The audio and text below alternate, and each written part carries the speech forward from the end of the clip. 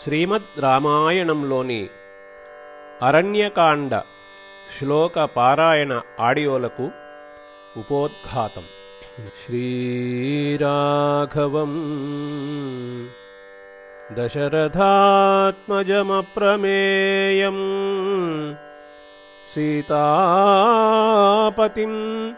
రఘుకులాన్వయరత్నదీపం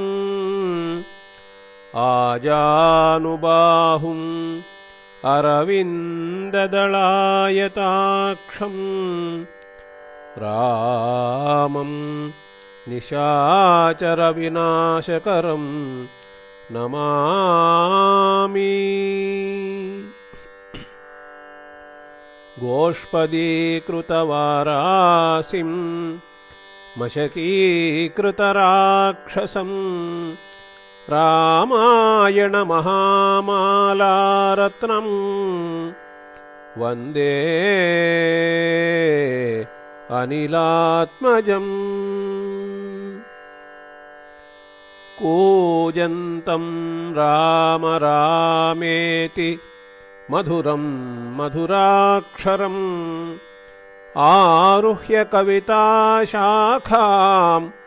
వందే వాల్మీకికోకిలం వందే వాల్మీకికోకిలం.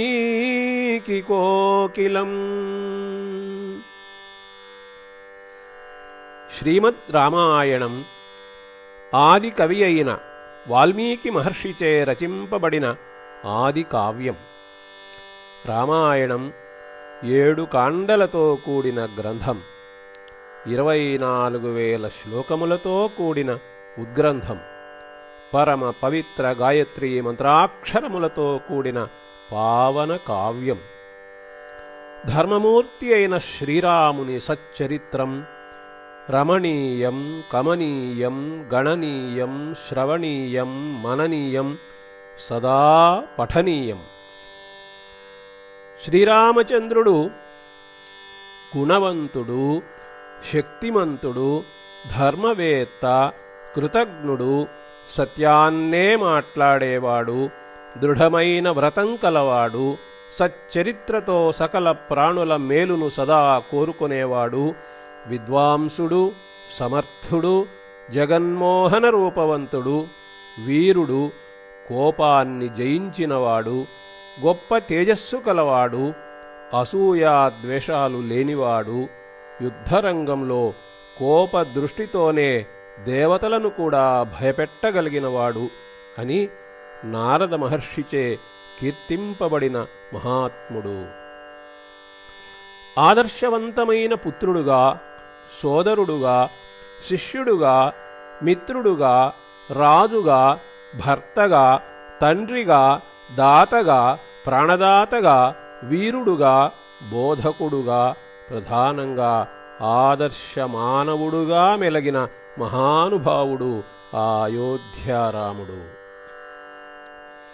వేదవేద్యే పరే పుంసి జాతే దశరథాత్మజే వేదః ప్రాచేతసాదాసీత్ సాక్షాత్ రామాయణాత్మనా అనే సుప్రసిద్ధమైన శ్లోకం ద్వారా వేదముల ద్వారా ఎరుగబడెడివాడు పురుషోత్తముడువగు విష్ణుమూర్తి దశరథ మహారాజునకు కుమారుడుగా అవతరించగా, ఆ వేదమే ప్రచేతసుని కుమారుడైన వాల్మీకి మహర్షిచే శ్రీరాముని సచ్చరిత్రగా రామాయణంగా రచింపబడింది అనేది లోక విదితము. చరితం రఘునాథస్య శతకోటి ప్రవిస్తరం ఏకైకమక్షరం ప్రోక్తం మహాపాతకనాశనం.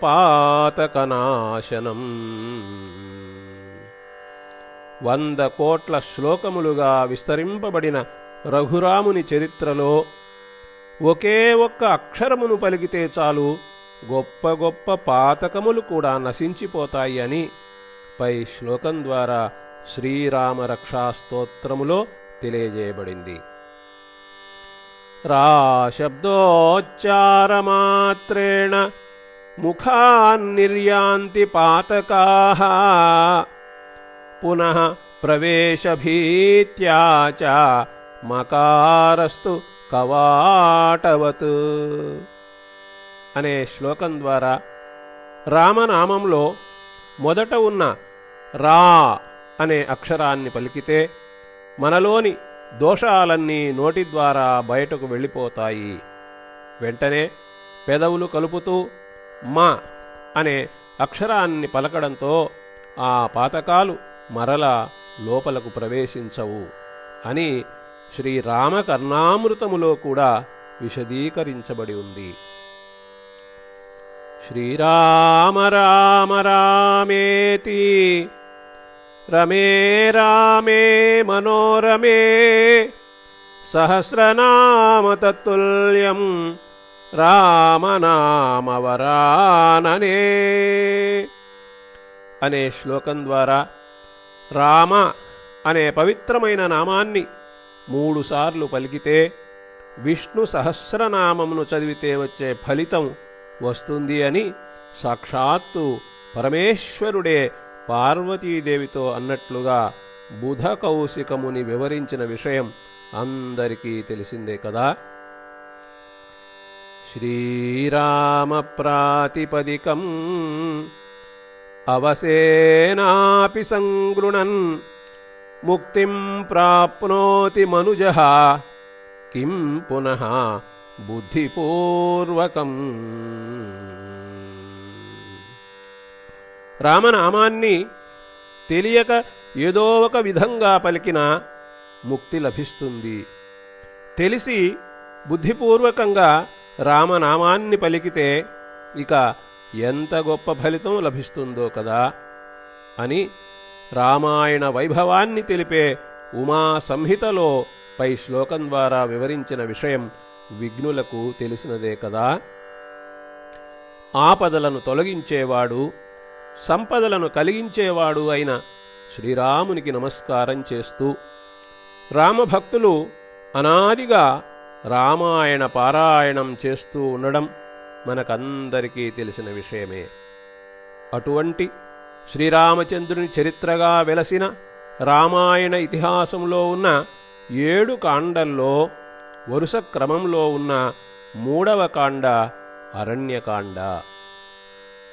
శ్రీమద్ రామాయణ పారాయణాన్ని సుందరకాండతో ప్రారంభించటం అనాదిగా వస్తూ ఉన్న సాంప్రదాయం. ఆ తరువాత బాలకాండ పారాయణం, ఆ తరువాత అయోధ్యాకాండ పారాయణం, ఆ తరువాత అరణ్యకాండ పారాయణము. శ్రీ సీతారామ లక్ష్మణులు దండకారుణ్యంలోని మునుల ఆశ్రమములను దర్శించుట. శ్రీ సీతారామ లక్ష్మణులు దండకారణ్యంలోని మునుల ఆశ్రమములను దర్శించుట, విరాధుని వధ, శరభంగ మహర్షి యొక్క ఆతిథ్యమును స్వీకరించుట, రాక్షస బాధలను తొలగింపుమని కోరిన మునులకు శ్రీరాముడు అభయమునిచ్చుట, శ్రీ సీతారామ లక్ష్మణులు సుతీక్ష్ణ మహర్షిని, ఇతర మునులను, అగస్త్య మహర్షిని దర్శించుట, పంచవటికి వెళ్ళుట, పర్ణశాల నిర్మాణము, శూర్పణఖ రాక, లక్ష్మణుడు శూర్పణఖ ముక్కు చెవులను కోయుట, శ్రీరాముడు ఖరుడు, త్రిశిరుడు మొదలగు 14,000 మంది రాక్షసులను సంహరించుట, సీతాపహరణము చేయదలచిన రావణుడు మారీచుని సహాయమును అర్థించుట, మాయలేడిని చూచి ముచ్చటపడిన సీతాదేవి దానిని తెచ్చి ఇమ్మని శ్రీరాముని కోరుట, శ్రీరాముడు మాయలేడిని వధించుట, రావణుడు సీతాదేవిని అపహరించుట, తనను ఎదిరించిన జటాయువు రెక్కలను రావణుడు ఖండించుట, రావణుడు సీతాదేవిని ఆకాశ మార్గమున తీసుకుని వెళ్ళి లంకలో అశోకవనములో నిర్బంధించుట, రామలక్ష్మణులు సీతాదేవిని వెదకుట, జటాయువునకు దహన సంస్కారము, కబంధవధ, రామలక్ష్మణులు ఋష్యమూక పర్వత దిశగా బయలుదేరుట, శబరిని అనుగ్రహించుట, పంపా సరోవరమును చేరుట మొదలగు ప్రధాన అంశములతో అరణ్యకాండ 75 సర్గలుగా సుమారు 2480 శ్లోకములుగా రచింపబడింది.